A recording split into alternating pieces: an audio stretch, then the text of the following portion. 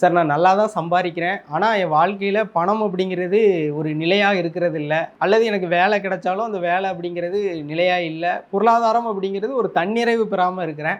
இதற்கு என்னதான் தீர்வு? என் ஜாதகத்தில என்ன பிரச்சனை இருக்கு? அப்படிங்கிறத பத்தி நெறைய பேர் கேட்குறீங்க.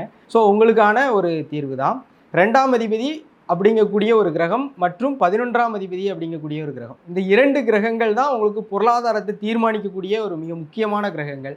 இந்த கிரகங்கள் 6, 8, 12ஆம் பாவங்கள்ல மறைந்து விட்டது என்றால், உங்களுக்கு பொருளாதாரம் சார்ந்த ஒரு தன்னிறைவு அப்படிங்கிறது ஏற்படவே ஏற்படாது.